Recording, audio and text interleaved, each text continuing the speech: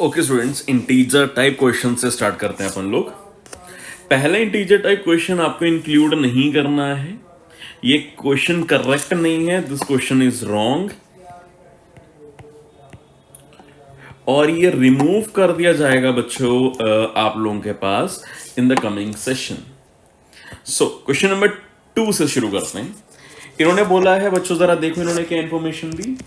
इन्होंने बोला for a reaction ए से बी एक रिएक्शन जा रही है, rate of reaction is quadrupled when the concentration of A is doubled। इन्होंने क्या बोला कि क्या हो रहा है जब मैं कंसंट्रेशन ऑफ ए को डबल कर दे रहा हूं ना यार, तो रेट 4 गुना बढ़ जा रहा है। इन्होंने खुद ही बोला है भाई, जो मेरे पास रेट का फॉर्मूला है वो है के ए टू द पावर एन। अगर मैं कंसंट्रेशन डबल करता हूं 4 गुना बढ़ रहा है, इसका कॉमन सेंस से क्लियर मीनिंग दिख रहा है भाई, एन की वैल्यू 2 होनी चाहिए। एन की वैल्यू 2 होगी तो देखो कैसे जरा सही बनता है। इसको अगर मैं चेक करके देखो अकॉर्डिंग टू क्वेश्चन, जरा give a thought. According to questions क्या लॉजिक बनेगा, देखो बच्चों। अकॉर्डिंग टू क्वेश्चन बनेगा rate is equal to k, concentration of girl दिया double, 2 time the A to the power 2, क्या 4 के ए टू द पावर 2 बनेगा बच्चों। तो क्या रेट 4 गुना हो गया प्रतीत होता है। हाँ भाई बिल्कुल सही बात है यार। तो ऑर्डर ऑफ रिएक्शन आंसर क्या आएगा भाई, order of reaction come out to be 2। चलो बच्चों थर्ड क्वेश्चन फिगर आउट करते हैं। थर्ड क्वेश्चन और बेसिक सा लग रहा है, जरा देखो इन्होंने क्या बोला। The rate constant of a reaction is this. Rate constant k है 10.8 into 10 to the power -5 mole litre inverse second inverse. ये एक्सप्रेशन बच्चों इन लोगों ने हमें रिप्रेजेंट करके दिया गया है। एक काम करते हैं बच्चों, हमें पता है रेट के यूनिट्स क्या होते हैं, सॉरी रेट कांस्टेंट के यूनिट्स क्या होते हैं। इसके बच्चों यूनिट्स होते हैं mole per litre to the power 1 - n second inverse होते हैं बच्चों, where n is my order of the reaction. ये सिनारियो रहता है यहां पे बच्चों। ऑब्वियसली अगर मैं ऊपर वाली चीज को फुलफिल करना चाहता हूं बच्चों, क्लियर चेक करो, क्या मैं n की वैल्यू 0 लेता हूं। देखो यूनिट्स क्या बनते हैं, मोल litre inverse second inverse units बनते हैं, जो बिल्कुल रिलेट कर रहे हैं। इसका मतलब इसका आंसर क्या होएगा भाई, answer must be it is a 0 order reaction. तो भाई ये हमारे पास आंसर बन जा रहा है। नेक्स्ट पे आते हैं क्वेश्चन नंबर ये फोर्थ बच्चों। फोर्थ में क्या दिया हुआ है, उन्होंने बोला है rate constant for a reaction. बच्चों एक रिएक्शन है, क्या बोल रहे हैं, पी से क्यू जा रही है। इसके लिए जो मेरे पास रेट कांस्टेंट है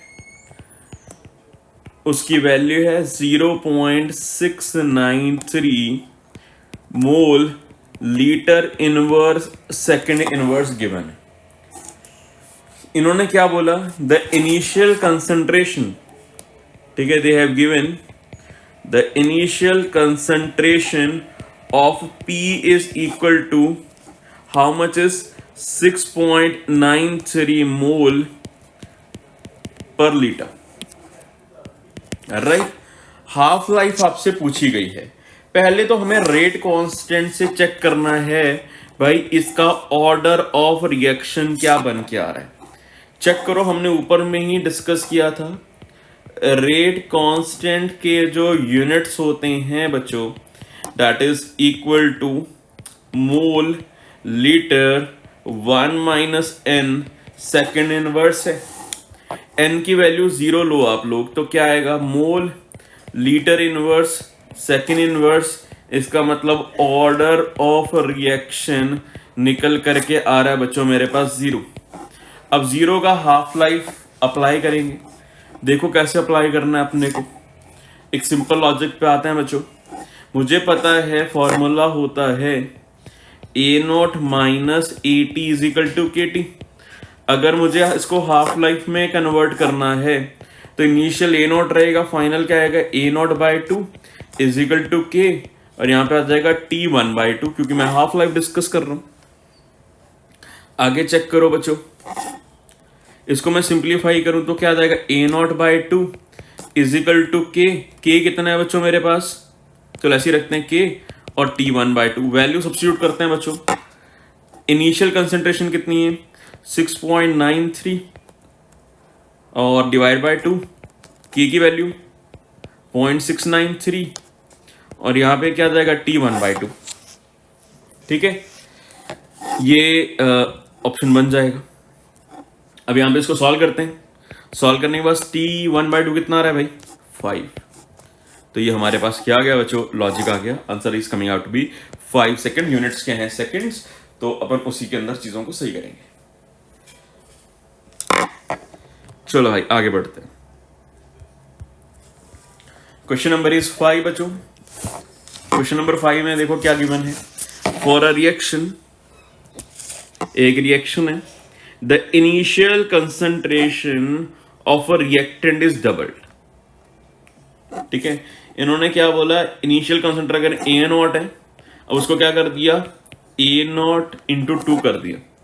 दी half life is also doubled, इन्होंने बोला हाफ लाइफ भी डबल हो गया। क्या बच्चों में से ये सोच सकता हूं that T half life is directly proportional to concentration. हमें टी हाफ लाइफ का फॉर्मूला याद होगा, is directly proportional to initial concentration to the power 1 minus n, where n is the order of a reaction. अब इसको इस तरह से settle down करने के लिए बच्चों खुद सोच के देखो,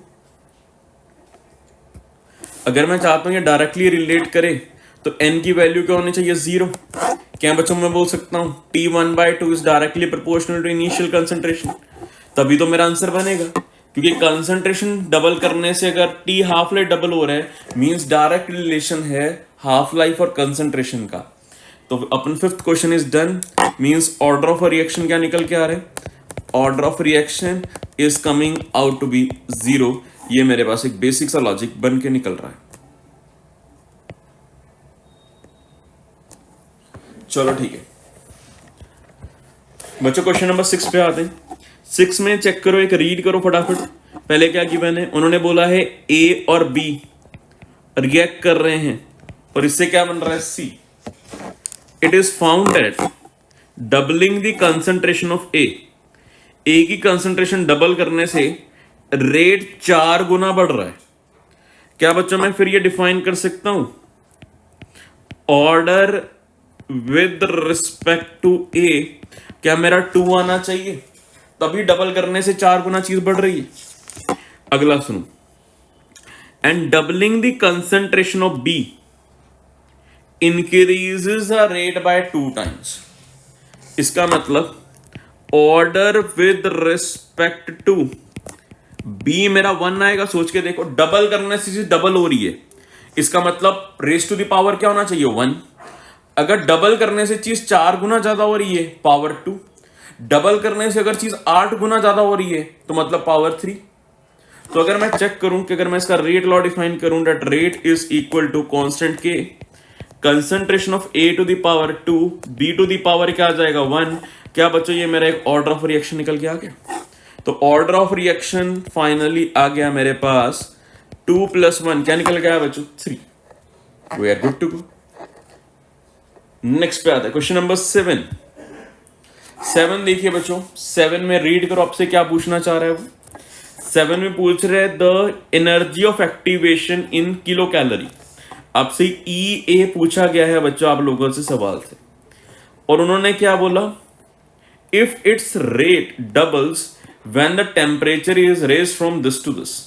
बच्चों क्या मैं बोल सकता हूं rate is directly proportional to rate constant. अगर रेट डबल हो रहा है मतलब टेम्परेचर के साथ रेट कांस्टेंट भी तो चेंज ही हो रहा होगा। अब सुनो ध्यान से बच्चों, इसको मैं कैसे दिमाग लगाता हूं, give a thought to it. मैं लगाऊंगा इक्वेशन कुछ ये, log of K2 by K1 is equal to EA by 2.303 R 1/T1 minus 1/T2।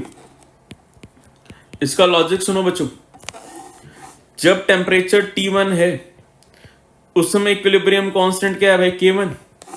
जिस समय T2 है उस समय इक्विलिब्रियम कांस्टेंट क्या है भाई, K2। ये अपने पास एक लॉजिक बनकर रह गया।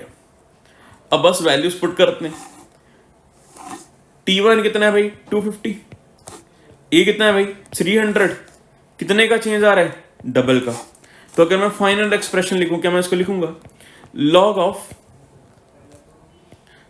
2 times the K1 by K1 is equal to EA divided by क्या आ जाएगा बच्चों, 2.303। R की वैल्यू 2 आ जाएगी बच्चों। हल्का से इसको इधर सरकार लेते हैं, थोड़ा सा हल्का सा यहाँ, और 1/T1 क्या आ जाएगा बच्चों, तो मेरे पास आएगा 1/T1 is equal to 250 minus क्या आ जाएगा बच्चों, 1/300। इसको हमें सॉल्व करना है। और आपको पता है 2 क्यों लिखा गया, क्योंकि हमें आंसर कैलोरीज में चाहिए। जैसे ही आप लोग इसको सॉल्व करोगे ऑटोमेटिकली आपका आंसर क्या निकल जाएगा, आंसर किलो कैलोरीज में। Answer is coming out to be 2। सारी वैल्यू सब्स्टिट्यूट करो, के से के कैंसिल हो जाएगा। आपको बस EA निकालना है, EA निकालिए, you are good to go. आप बहुत आसानी से सवाल को क्या कर पाओगे, सॉल्व।